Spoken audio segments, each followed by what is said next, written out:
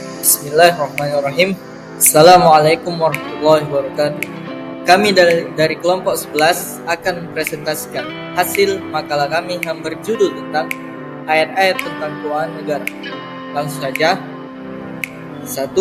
Konsep keuangan negara dalam Islam. Dalam Quran Surah An-Nisa ayat 58, Allah berfirman yang artinya, sungguh Allah menyuruh kamu menyampaikan amanat pada yang berhak menerimanya. Dan apabila kamu menetapkan hukum di antara manusia, hendaknya kamu menetapkan dengan adil. Dalam tafsir Al-Qurtubi, ayat ini menegaskan bahwa setiap amanah, termasuk kekuasaan dan harta publik, wajib dikelola secara adil oleh pihak yang berwenang. Pengelolaan keuangan negara adalah amanah yang akan dimintai pertanggungjawaban di hadapan Allah SWT. Penjelasan dari ayat ini memberikan landasan bahwa penguasa bukan pemilik harta publik, melainkan pemegang amanah. Setiap kebijakan anggaran, penerimaan, dan belanja publik harus menghindari kezaliman dan berpihak pada yang berhak. Dari sini lahirlah prinsip bahwa pemerintah wajib menjaga kepentingan rakyat, menjamin distribusi yang adil, serta mencegah penyimpangan seperti korupsi, pemborosan, dan penyalahgunaan anggaran. Yang kedua, harta publik, ghanimah atau fa'ah. Dalam Quran Surah Al-Anfal ayat 1, Allah berfirman yang artinya, mereka menanyakan padamu tentang pembagian harta rampasan perang atau Al-Anfal. Katakanlah, harta rampasan perang itu milik Allah dan Rasul. Maka bertakwalah pada Allah dan perbaikilah hubungan di antara sesamamu dan taatilah Allah dan Rasulnya jika kamu orang-orang mukmin. Dalam tafsir Ibnu Katsir, harta rampasan perang diposisikan sebagai milik Allah dan Rasul, artinya sebagai harta publik yang diatur syariat, bukan milik individu. Pendapatan negara adalah amanah yang harus dikelola untuk kemaslahatan umum, bukan dimonopoli segelintir orang. Penjelasan tentang ayat ini menunjukkan bahwa harta yang masuk ke kas negara pada hakikatnya adalah milik Allah yang harus diatur sesuai ketentuannya, bukan menurut hawa nafsu manusia saja. Prinsip ini dapat diperluas ke seluruh sumber pendapatan negara yang halal, seperti pajak yang sah, hasil kekayaan alam, dan aset negara. Semua itu harus diarahkan untuk kepentingan publik, pelayanan sosial, bantuan kepada kelompok lemah, dan penguatan fungsi negara yang mendukung keadilan, bukan untuk memperkaya lingkaran kekuasaan. Yang ketiga, distribusi kekayaan. Dalam Quran Surah Al-Hasyr ayat 7, Allah berfirman yang artinya, apa saja harta rampasan atau fa'ih yang diberikan Allah pada Rasulnya dari harta benda mereka, maka harta benda itu adalah untuk Allah, Rasul, kerabat Rasul, anak-anak yatim, orang-orang mukmin, orang-orang miskin, dan orang yang dalam perjalanan, agar harta itu jangan hanya beredar di antara orang-orang kaya saja di antara kamu. Dalam tafsir Al-Misbah, fa'ih atau pendapatan negara tanpa perang langsung dialokasikan pada kelompok lemah dan kepentingan sosial. Tujuan utamanya untuk mencegah agar kekayaan tidak hanya beredar di kalangan orang kaya.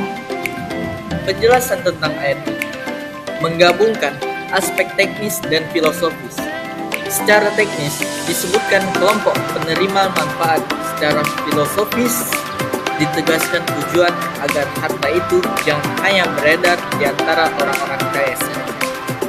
Ini menjadi pikiran normatif bagi kebijakan fiskal Islam. Pajak, subsidi, bantuan sosial, dan belanja publik harus dirancang untuk mengurangi kesenjangan dan memperluas kesejahteraan, bukan menumpuk kekayaan pada elit ekonomi dan politik. Selanjutnya akan dijelaskan oleh dirogasi.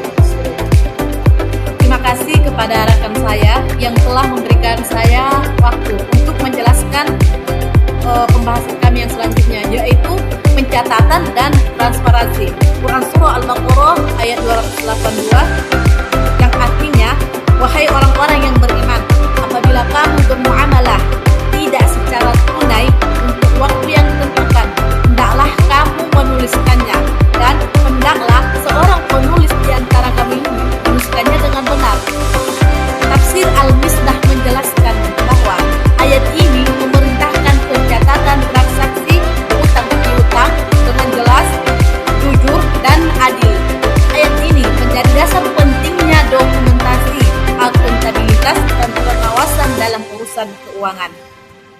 Ayat tersebut menjelaskan, meskipun konteks langsung ayat adalah transaksi individu, nilai yang dikandungnya sangat relevan untuk keuangan negara, kejelasan, pencatatan yang tertib, dan adanya saksi atau pihak pengawas. Dalam level negara, hal ini berarti kewajiban menyusun sistem akuntansi yang rapi, laporan keuangan yang dapat diaudit, dan mekanisme pengawasan yang kuat. Transparansi bukan sekadar formalitas administratif, tetapi bentuk ketaatan pada perintah Allah Subhanahu wa Ta'ala untuk mencegah perselisihan, manipulasi angka, dan penghilangan jejak penyimpanan anggaran.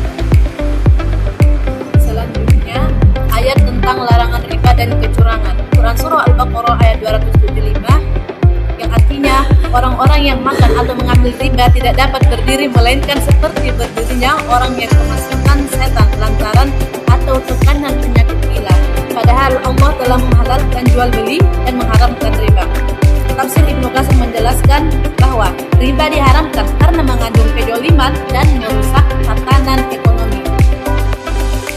Kemudian jelaskan lagi, keuangan negara harus menghindari skema ribawi dalam utang publik dan instrumen pembiayaan. Ayat lain yang menjelaskan larangan riba dan kecurangan yaitu Quran Surah Al-Mutaffifin ayat 1-3 yang artinya, kecelakaan besarlah bagi orang-orang yang curang, yaitu orang-orang yang apabila menerima takaran dari orang lain mereka minta dipenuhi, dan apabila mereka menakar atau menimbang untuk orang lain mereka mengurangi. Tafsir Ibnu Katsir menjelaskan, mengancam pelaku kecurangan dalam takaran dan timbangan yang mencakup segala bentuk manipulasi dan dalam transaksi. Kemudian mensyaratkan haramnya korupsi, malak, dan penggelapan dalam keuangan negara. Adapun kesimpulan dari pembahasan kami, ayat-ayat tentang keuangan negara menggambarkan bahwa seluruh harta publik pada hakikatnya adalah milik Allah Subhanahu wa Ta'ala yang diamanahkan kepada penguasa untuk dikelola sesuai aturan syariat demi kemaslahatan umat. Penguasa tidak berposisi sebagai pemilik, tetapi sebagai pengelola yang wajib berlaku adil, menunaikan amanah, dan kelak akan dimintai pertanggungjawaban di hadapan Allah atas setiap kebijakan, penerimaan, dan pengeluaran. Pengelola keuangan negara harus diarahkan agar kekayaan tidak hanya berputar di kalangan orang kaya, tetapi terdistribusi kepada kelompok lemah dan kebutuhan sosial, sehingga kesenjangan dapat terkecil dan keadilan sosial itu terwujud. Di saat yang sama, Al-Quran menekankan pentingnya pencatatan, kejelasan, dan akuntabilitas yang pada level negara bermakna keharusan sistem pelaporan dan pengawasan yang transparan. Segala bentuk riba, kecurangan, manipulasi angka, dan korupsi dalam pengelolaan harta publik dinilai sebagai bentuk kezaliman yang merusak tatanan ekonomi yang termasuk dosa besar yang diancam keras. Dengan demikian, keuangan negara dalam perspektif Al-Quran bukan hanya soal teknik fiskal, tetapi bagian dari etika iman, amanah, keadilan, transparansi, dan perlindungan terhadap hak-hak rakyat, terutama yaitu rakyat yang lemah.